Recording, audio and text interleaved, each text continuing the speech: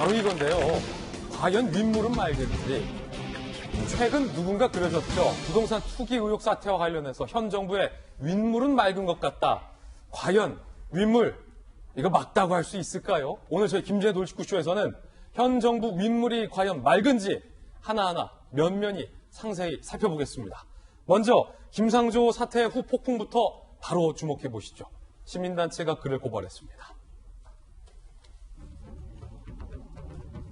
그냥 쏘리하고 물러날 일이 아니다. 시민단체는 이렇게 주장했습니다. 업무상의 비밀을 이용했다라며 김상조 전 실장을 고발했는데 시민단체 사법시험준비생 모임 김상조 전 실장과 아내를 업무상 비밀 이용 혐의로 고발을 했습니다. 고발장 내용은 당시 긴박하게 임대차 3법이 추진됐다.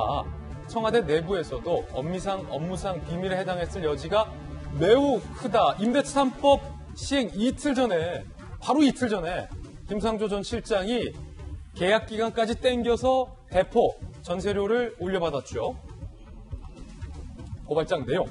청와대 정책실장으로서 임대차 3법이 신속 통과돼 시행될 것이라는 사실을 인지했을 것이다. 이런 업무상의 비밀을 이용해 임차인과 전셋값 협의 진행이 추정된다라고 고발을 한 겁니다. 그러니까 이 시민단체들의 주장에 따르면 단순히 남들은 못 받게 해놓고 본인만 올려받은 어떤 도덕적 해이, 내로남불 논란에 그치지 않고 업무상의 비밀을 이용하여 본인의 사익을 추구한 것 아니냐라는 의혹을 제기한 겁니다. 자, 이재명 기자. 어제까지의 장면은 미안하다라고 본인도 시인하고 대통령도 경지를 했다. 그런데 이게 오늘의 장면은 일단락되지 않고 어째 이 논란 후 폭풍이 더욱더 거세지고 있습니다. 아마도 그 배경에는 김 실장의 이른바 거짓 해명 논란이 꽤 컸죠. 그렇죠. 이제 더 이상 지금까지 어떻게 보면 내로남불, 위선의 문제였는데 그것이 이제 위법의 영역으로 넘어가고 있는 게 아닌가 싶은데 조금 전에 본 것처럼 만약에 김상조 실장이 7월 31일 날 법 시행된다는 것을 염두에 두고 그래서 원래는 지난해 8월까지가 세입자와의 계약 기간이었는데 그걸 앞당겨서 7월 29일 날 그러니까 법 시행 이틀 전에 이제 계약을 맺지 않았습니까? 전세금을 대폭 올리는 계약을 맺었는데 만약 그것을 그러니까 법 시행을 염두에 두고 그러니까 이틀 전에 계약을 했다는 건 그 전에 이미 세입자에게 전세를 올려달라 얘기를 했다는 거 아니겠습니까? 협의가 됐다는 거죠. 그렇죠.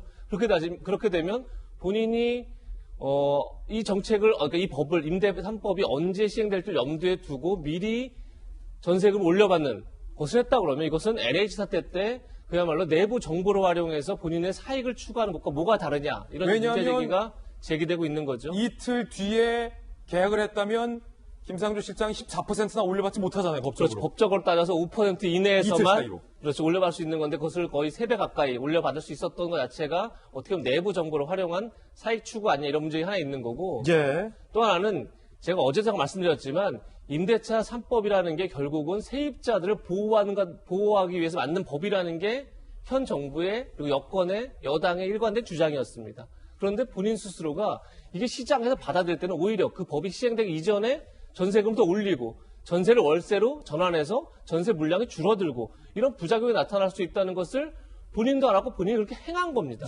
그렇게 되면 이것은 그냥 무능해, 그러니까 법이 잘못, 그러니까 법의 의도와 다르게 선한 의도와 다르게 잘못 시장에 적용된 게 아니라 무능의 차원의 문제를 넘어서 시장을 교란될 수 있다는 걸 알면서도 행한 게 되는 거죠.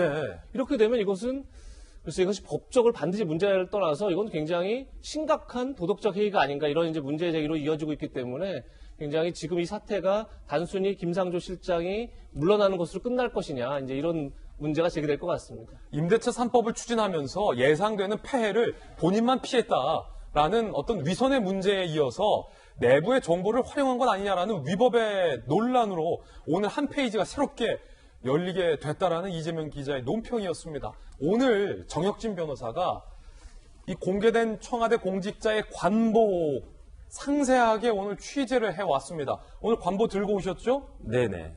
자, 김상조 실장의 이 논란, 특히나 해명이 거짓말 논란이다. 목돈이 필요했기 때문에 전세값 올려받을 수밖에 없었다와 관련돼서 자, 정혁진 변호사가 취재한 내용 뭡니까? 일단은 전자관보에는 고위공직자 재산이 공개가 되는데요.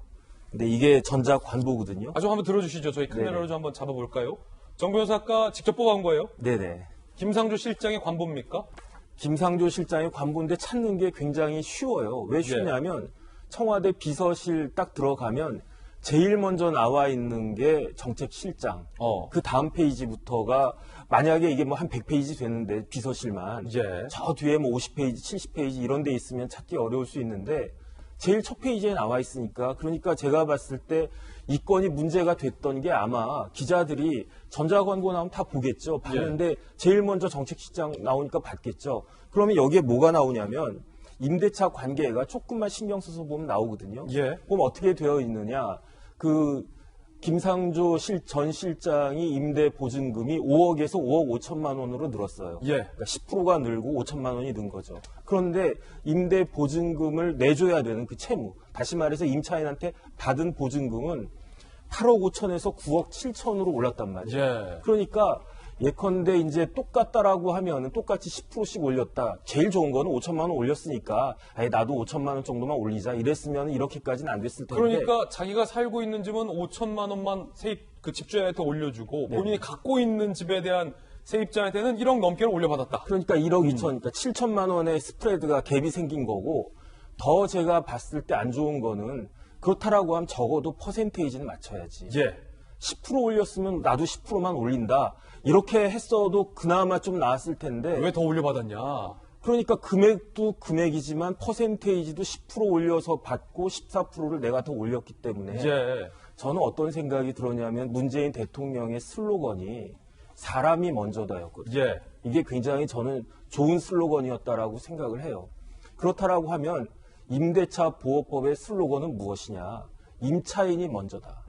임차인이 먼저다라고 한 것은 무슨 뜻이냐? 세입자가 먼저다. 조금 전에 이재명 기자가 이야기한 것처럼 임차인을 보호해 줘야 된다. 그러면 임차인을 보호한 것은 무엇이냐? 제가 이렇게 변호사 경험 쭉 했을 때 임차인 보호의 가장 큰 건 뭐냐면요. 보증금을 떼이지 않게 해주는 거. 그게 제일 큰 거예요. 그 다음 두 번째가 뭐냐면 보증금이 그렇게 급속도로 오르지 않게끔 막아주는 거. 이게 임대차 보호법의 그 목적 아니겠습니까? 그런데 김상조 전 실장 같은 경우에는 임차인이 먼저다가 아니고 임차인이 먼저긴 먼저죠. 어떤 임차인? 내 임차인 말고 남의 임차인이 먼저다. 그러니까 다른 사람들 임차인 보호되는 거는 뭐 내가 좋아. 하지만 나는 내 임차인보다 내 이익은 우선해야 돼. 이런 생각이 여기에 관보에 그대로 나와 있으니까 그 다음에 이런 정책을 누가 폈느냐. 정책실장 아닙니까? 우리나라의 모든 정책, 그중에서도 중요한 정책은 김상조 전 실장이 스스로 중요한 정책은 내가 다 한다라고 말씀하셨단 말이에요. 그러니까 이건 도저히 뭐라 그럴까 변명의 여지가 없다. 국민들에게 관보 취재하셨으니까 중요한 거 하나만 제가 팩트 체크 묻겠어요. 관보를 취재하셨잖아요. 자, 목돈이 필요해서 14% 대폭 올릴 수밖에 없었다라는 식의 해명 나왔어요.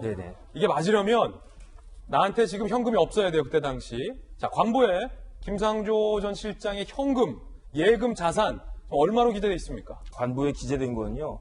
14억 7,300, 177만 7천 원입니다. 그 부분 보여줄 수 있어요?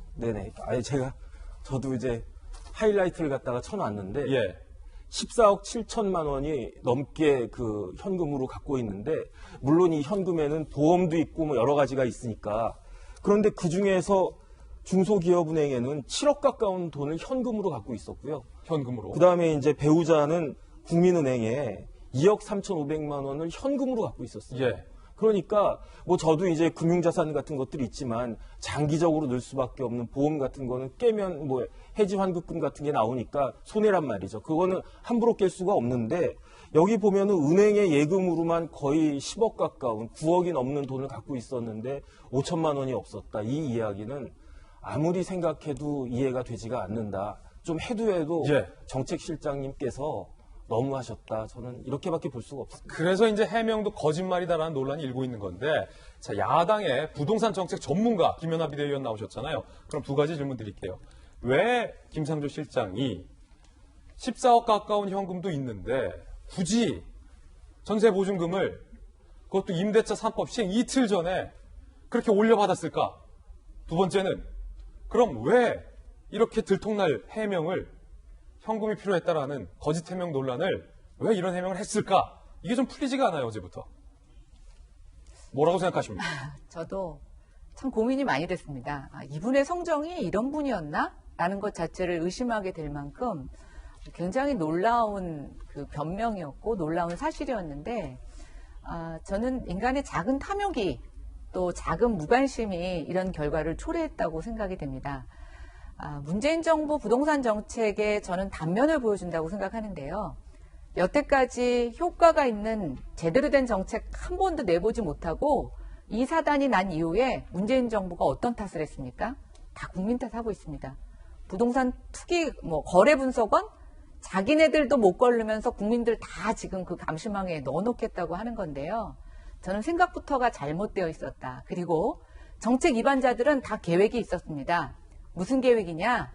임대차 보호법 실행을 이렇게 강행할 경우에 부작용이 있을 거라고 많은 전문가들과 야당에서 문제 제기를 했었습니다. 그런데 뭐라고 했습니까? 수년 동안 논의했다. 이거 해야 된다. 밀어붙였습니다. 알고 봤더니 자기네들은 다 법망을 피해서 모든 전세 계약에 법정 상한율을 넘는 재계약을 하고 있었습니다.